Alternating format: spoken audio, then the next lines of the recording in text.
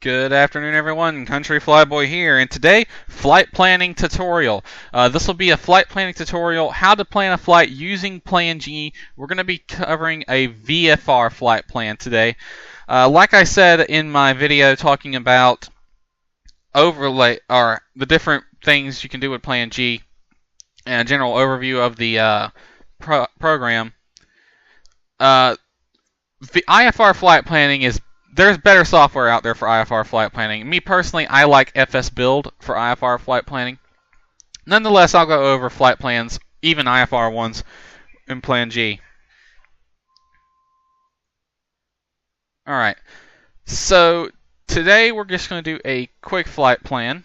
We'll start at 3 Juliet 6, and we'll head to, I believe it's Kilo Tango India, or Kilo India Sierra Mike, Orlando Kissimmee Gateway, and we'll just do a quick GPS direct flight plan. I just want to show that direct line. There it is. So there's our direct course. Now, obviously, such a long distance, we're not going to go direct. So we're going to have to build a flight plan. Well, we could use airways if we wanted to. Obviously, there's one right there. So we want to stick as close to this direct line as possible, and we got some hazards to navigate around, namely these restricted airspaces. Maybe we want to get away from this MOA, all that fun stuff. So we're going to want to zig either left or right of those two. So here's Kissimmee Gateway here. Now I'm going to add one other thing to the plan. If you see right here, we have the TFR that is over Disney World in Orlando. And you can see from this chart excerpt here, it's pretty close to our destination. So we're going to want to have that show up somehow. Now, we can have that on SkyVector with a TFR overlay, but PlanG, we have to actually add these ourselves if we wanted to add TFR. And the way we do that is just look at the information. So they usually give TFRs relative to a VOR. So we'll find that. So this is location Disney World theme park, issued on October 27th, ending permanent. TFR, special security reasons, transportation, yada yada yada, affected areas, other information. Okay, airspace definition. It'll give us the longitude and latitude, so we could use that. It's 3 nautical miles. So right there, we're going to go to PlanG, select our range ring to nautical miles, and put 3. Let's see, altitude from the surface up to 3,000. Take a mental note of that. Orlando VOR 238 radial, 14.8 nautical miles. All right, so we need to find the origin VOR.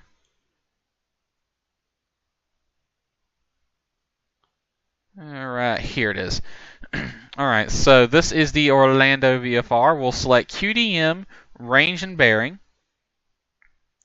And remember, it said it was on radial 238, 14.8 DME. Alright, so first we find the radial 238, and then go 14.8 miles out. And we just move our mouse around till we are about where it said it was. Right there's close enough. Then we'll right click, display range ring. Alright, so there's the prohibited airspace, or not prohibited, but the TFR. I had it select for 2 range rings, but this inner range ring is the TFR. So we'll want to avoid that inner yellow circle. That's Disney World right there. Can't fly there. They don't like it. Alright, so if we move back up, let's start building the route. So we got our start position at Folkestone.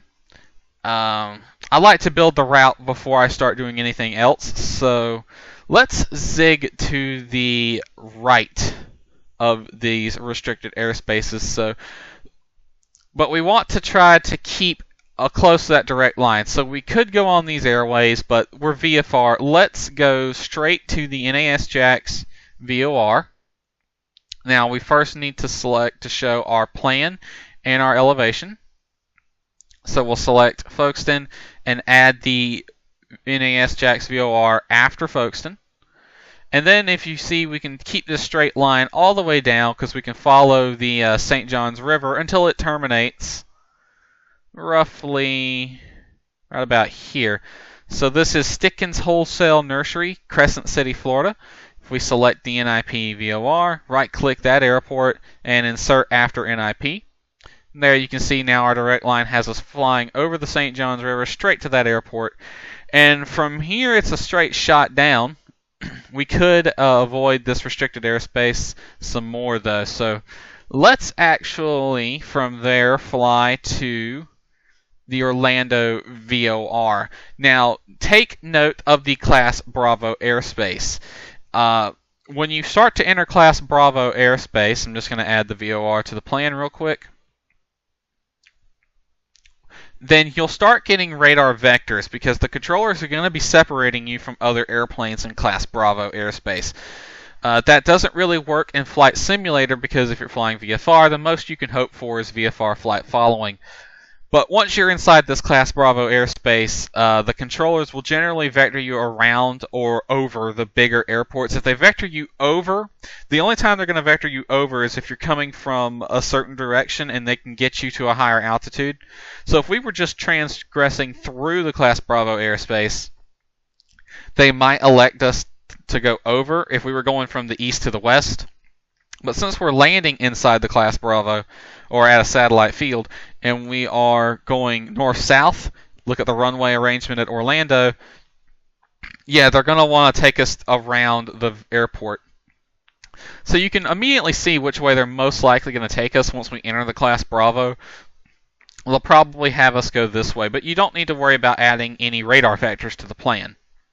So now we have our flight plan built up, and you see I've added the TFR, all that fun stuff. So next thing we want to know is our altitude. Well, you get your altitude from various sources. Let me bring up the performance information for the aircraft that we're going to be using, the A2A Cessna 172. Now, PlanG does have its own performance data from profiles, but it's a bit problematic in the way it works in the sense that it doesn't take into account atmospheric conditions. So I build my navigation profiles assuming a standard atmosphere. When is there ever a standard atmosphere? Okay, so we want to build off of the performance tables. Alright, so for this long of a flight, we can see it's 157 miles. We're going to want to get there relatively quickly. So let's look at the performance tables and find a cruise performance that will give us good true airspeed. So if we cruise at 2400 RPM, this is a bit of a long flight, so we're going to want to push this aircraft to its limit. Its preferred cruising altitude is 10,000 feet. And that's the altitude that I built the profile around. So it may not, but it should. Okay, PlanG is suggesting 5,500, but we can get higher. Now we're going south, so we'll need an odd altitude. Let's go with 11,500. So we'll select pressure altitude 12,000 feet, and we'll use RPM setting 2400. Manifold pressure will be 18. So this is the line we're worried about. So just take a mental note of that real quick. Next, we need weather. First, we need to enter our altitude. We're going to enter in our altitude. 11,500 will be our cruise altitude. Bloop, that's right there. Next, we need our weather. So we'll go to standard briefing. What we're wanting right now is the winds aloft. By region, winds aloft. This is aviationweather.gov, best website to getting up-to-date weather for any flying in the U.S. Alright, so we have two weather stations we have to worry about, Jax and Melbourne. So at 11,000 feet, we can just round off to 12. In real life, you would interpolate the conditions at 11,500 by looking at this data. But since it's flight sim, we can just worry about we can just round off to the closest. 11,500, it's only 500 feet away from 12,000 anyway, so we'll just use the closest one. We can see the winds and Jax are 270 at 9, and the temperature at 12,000 feet is 2 degrees. And for Melbourne, let me find it. Winds are calm, and the temperature is 4 degrees. So I'm going to split the difference and go with 3 degrees as my temperature. And winds 270 at 9. So real quick, I'm going to slip the winds in there so I don't forget them. 270 at 9. And we'll look back at our performance data. We note the temperature was 2 degrees, which is below standard. Standard temperature at 11,000 feet is 9 degrees Celsius, or negative 9 degrees Celsius, sorry. So it's actually above standard. So we'll use the 20 degrees above standard, which is the 11 degrees Celsius performance data. So we can see we can expect a true airspeed of 133 knots and 10.6 gallons per hour. So real quick, we'll enter in the airspeed, 133 knots. And now our performance data on the plan view should be relatively accurate. So winds at 270 at 9, 11,500. Distance is 157 nautical miles. The amount of time it's expected to take at 133 knots true is 100 or 1 hour 10 minutes, which is about right. That seems pretty close. Now we can get a look at fuel.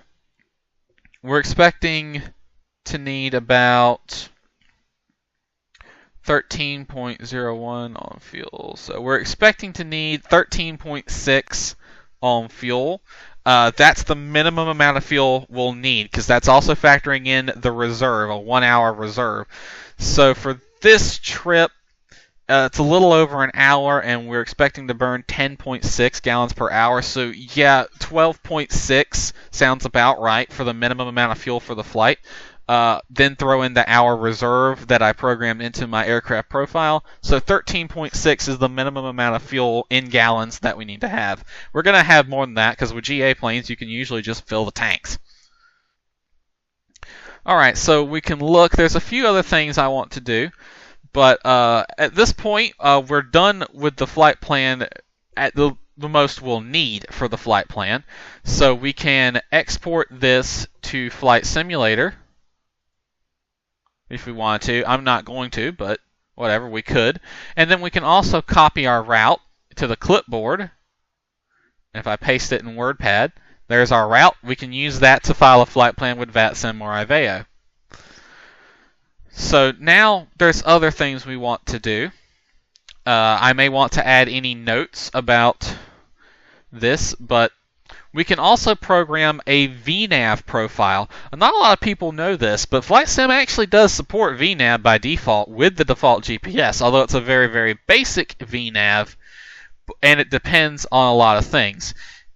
Waypoints in a default FSX PLN file can have a crossing altitude, and PlanG lets you specify. Now, by default, all altitudes will be the cruising altitude, but you can change it by editing the PLN file. Certain waypoints in the default FlightSim Flightplanner will let you edit them, but you can edit them here as well. So by the time we reach NIP, let's look at our fuel and time distance to climb. Let's see, fuel time and distance to climb at, we'll assume max takeoff weight, which is 3,000 something pounds, 3,100. We'll be going for the normal climb rate at 90 knots. To get up to 12,000 feet, we'll just assume the temperature's at 0 degrees Celsius. So rate of climb will be around 300. Climb speed 73 knots.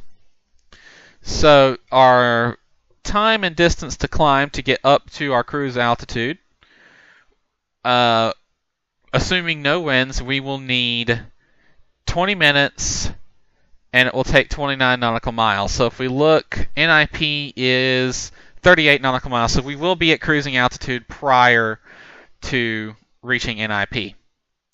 So we can leave that one blank, but let's say we want to be at a different altitude when we hit Orlando. Orlando is only 16 miles from our destination, so we're not going to want to be up at 11,500 when we hit that waypoint.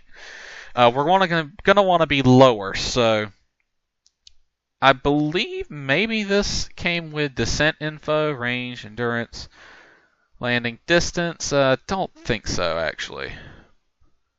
Nope, this is all cruise info.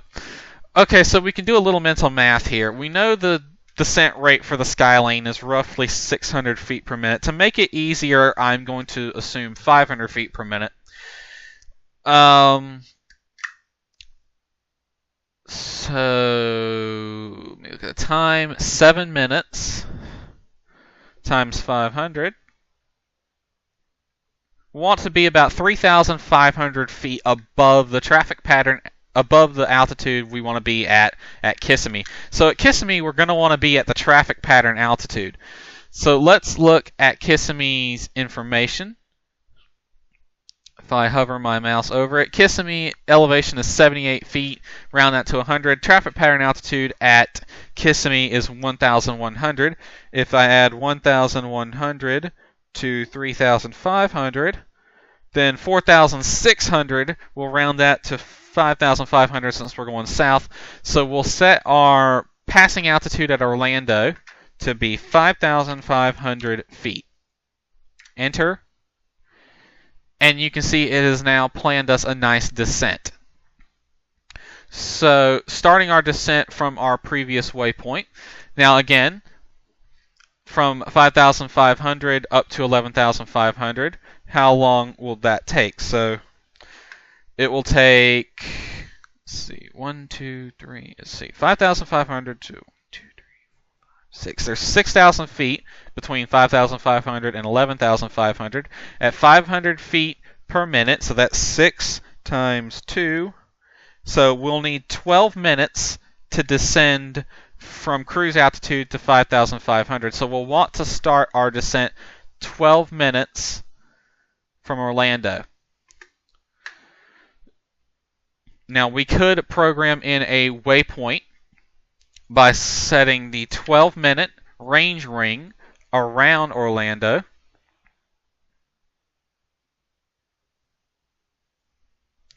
And if we put a waypoint right there, which I'm going to do, if I select Orlando and then right-click right there on the middle of that range ring. Now I'm going to select Insert a User Waypoint after or before Orlando. Now these user waypoints are flight plan specific, and they don't really depend on, they don't add a user waypoint to the database like these towers over here.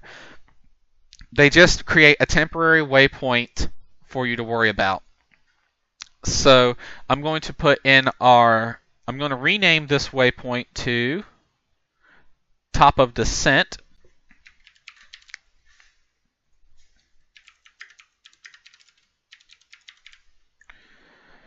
And we're going to want its altitude to be 11,500 since that's our cruise altitude. It's assuming 11,500 anyway, but I'll go ahead and enter it just for taxonomical completeness. Why the hell did it do that?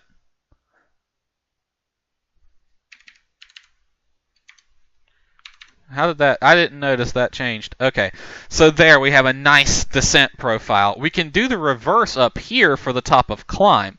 So again, if we look at our performance data, our top of climb, we were assuming 20 minutes.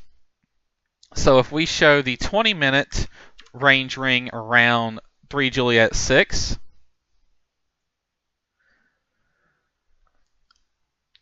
so we're expecting to hit top of climb after NIP, but we'll most likely hit it before NIP. So you can add top of climb here. So let's go ahead and do that. We'll put top of climb right here, and we'll rename it. Where's the rename? To TOC, top of climb.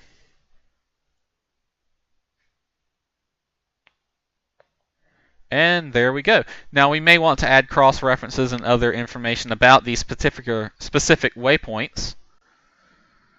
But it seems that every time you add a user waypoint, it changes the altitude back to suggested. So that's why you need to build your route first, including your top of climb waypoints if you choose to add them.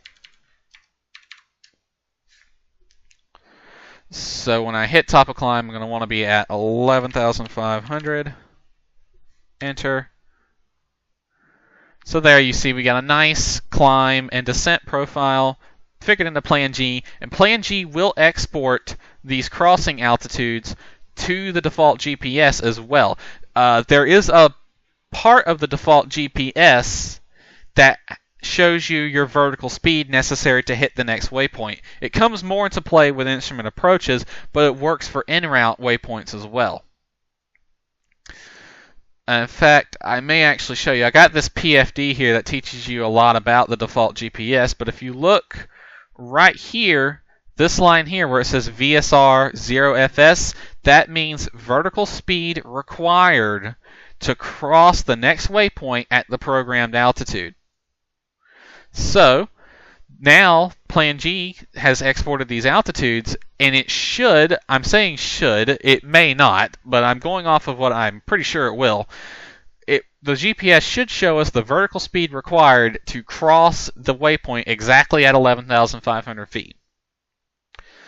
So that's how you build a quick VFR flight plan with PlanG. A note on fuel. Again, I said fuel is a bit problematic with PlanG because it doesn't take into account atmospheric conditions. So you're definitely going to want to do your own fuel calculations based off of your performance tables from here. Remember, this was the slot we were using, so 10.6, although that is close to what PlanG has listed for us.